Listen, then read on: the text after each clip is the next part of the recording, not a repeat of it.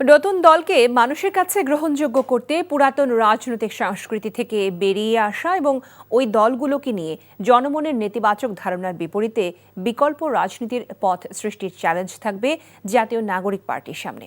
এমন মন্তব্য করে রাজনীতি বিশ্লেষকরা বলছেন, নতুন পুরাতন সব দলের প্রতি নিরপেক্ষতা বজায় রাখতে হবে অন্তর্বর্তী সরকারকে। তবে নতুন এই রাজনৈতিক দল কিংস পার্টি হবে না বলেও মনে করেন তারা, কেননা গণঅভ্যুত্থানের মধ্য দিয়ে দলটি গঠিত হয়েছে। আরও জানাচ্ছেন মুকসিমুল আহসান। ক্ষমতা না জনতা, ইয়া প্রশ্ন সংগ্রাম, দালালি না রাজপথ। ২৪-এর গণ অভ্যুত্থানের প্রায় ৭ মাস পর দেশের রাজনীতিতে নতুন রাজনৈতিক দল হিসেবে আত্মপ্রকাশ হয় জাতীয় নাগরিক পার্টির। যদিও গত কয়েক মাস ধরে জাতীয় নাগরিক কমিটি গঠন করে নতুন দল গোছানোর কাজ করেন অভ্যুত্থানে নেতৃত্ব দেওয়া ছাত্ররা।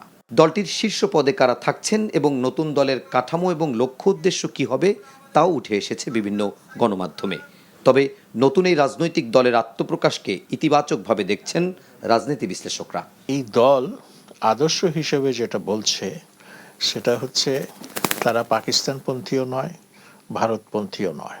এই ঘোষণা দেওয়াটা যথার্থ বলে আমি মনে করি। পুরনো যে বিভাজনের রাজনীতি, সেই বিভাজনের রাজনীতিকে পেছনে রেখে তারা জাতীয় সমঝোতা, জাতীয় ঐক্যের রাজনীতি করতে চায়। এটাও আমি মনে করি একটা সদিচ্ছা। এই সদিচ্ছা পূরণ হবে যদি তারা সত্যিকার অর্থে জনমত সংগঠিত করে এই অবস্থানের পেছনে শক্তি সামর্থ্য সমাবেশ করতে পারে। গণ অভ্যুত্থানের প্রেক্ষাপটে জন আকাঙ্ক্ষা বাস্তবায়নের যে স্বপ্ন দেখাচ্ছে তরুণদের নতুন দল, তা কার্যকর করতে কিছু চ্যালেঞ্জ মোকাবেলা করতে হবে বলে মনে করেন বিশ্লেষকরা।